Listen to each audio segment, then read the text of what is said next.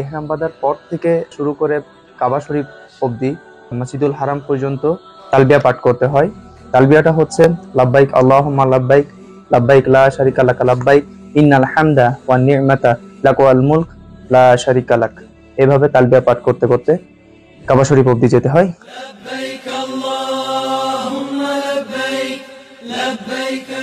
প্রথমত আমরা আমাদের হোটেল তায়েফ থেকে আমরা তায়েফের যে মিকাত শরীফ আছে সেখানে গিয়েছিলাম এবং সেখানে 2 রাকাত নামাজ আদায় করে সেখান থেকে সকলে স্টার্ট করেছি মক্কার উদ্দেশ্যে, বাইতুল হারামের উদ্দেশ্যে। সো ওখান থেকে যখন স্টার্ট করেছি আমরা, আমাদের বাসে যেতে অলমোস্ট 1 থেকে 1.5 ঘন্টার মতো লেগেছিল এবং সেখান থেকে আমরা ডিরেক্টলি যখন কাবার উদ্দেশ্যে যাচ্ছিলাম প্রতিমধ্যেই আমাদের জোহরের রক্ত হয়ে গেছিল এবং আমরা সকলে একসাথে জোহরের নামাজ আদায় করেছি। দেন আমরা মেইন গেটটা দিয়ে বাইতুল্লাহর ভিতরে ঢুকেছিলাম এবং প্রথমত সেখানে যখন কাবার ভিতরে ঢুকতে হয় শুকরানা 2 রাকাত নামাজ আদায় করতে হয়। আমরা সেখানে 2 রাকাত নামাজ আদায় করেছি এবং তারপরে হাজরে আসওয়াদ থেকে শুরু করে 7টা তাওয়াফ করা লাগে 7 বার। সো আমরা স্টার্ট করেছিলাম হাজরে আসওয়াদ থেকে এবং 7 বার তাওয়াফ করেছি আলহামদুলিল্লাহ এবং খুব ভালোভাবে সবাই তাওয়াফ করতে পেরেছে। তারপর হচ্ছে তাওয়াফ শেষ করে প্রত্যেকটা তাওয়াফের ভিতর যার যার নিজস্ব দোয়া আছে, নিজস্ব দোয়া করতে পারে এবং রুকনে ইয়ামানি থেকে হাজরে আসওয়াদ পাথরের মধ্যবর্তী যে জায়গাটা সেখানে একটা দোয়া আছে, রাব্বানা আতিনা ফিদ দুনিয়া হাসানাতাও ওয়া ফিল আখিরাতি হাসানাতাও ওয়া কিনা আযাবান নার।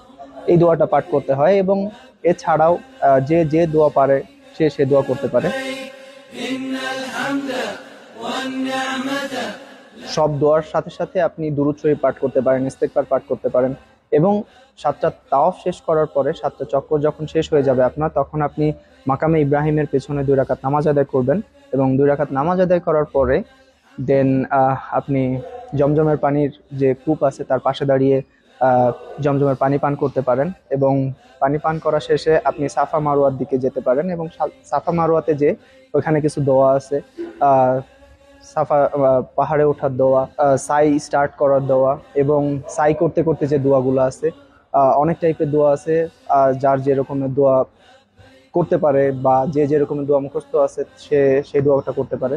স্বাভাবিকভাবে সাই করার সময় যে দোয়াটা পড়তে হয়, লা ইলাহা ইল্লাল্লাহু ওয়াহদাহু লা শারীকা লাহু লাহুল মুলকু ওয়া লাহুল হামদু ওয়া হুয়া আলা কুল্লি শাইইন কাদির।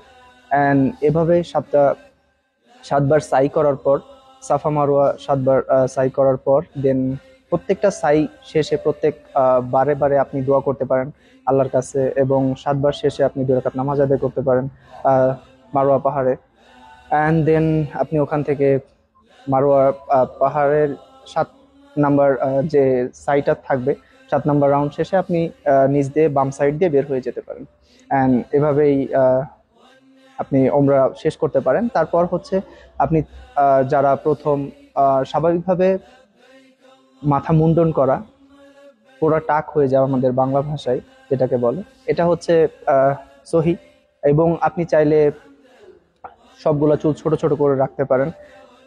রাসূল সাল্লাল্লাহু আলাইহি সাল্লাম যারা মাথা মুন্ডন করেছেন তাদের জন্য 3বার দোয়া করেছেন।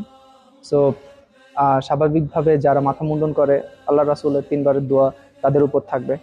তো আমি মনে করি পার্সোনালি যে যখন আমাদের সব ওমরার কর্মকাণ্ডগুলো শেষ হয়ে যাবে তখন আমরা বের হয়ে যে মাথা মুন্ডন সহ অথবা চুল ছোট ছোট করে ফেলতে পারি এবং আমরা হোটেলে ফিরে 2 রাকাত শুকরানা নামাজ আদায় করতে পারি আর এর মাধ্যমে আমরা আমাদের ওমরাটা শেষ করতে পারি আলহামদুলিল্লাহ।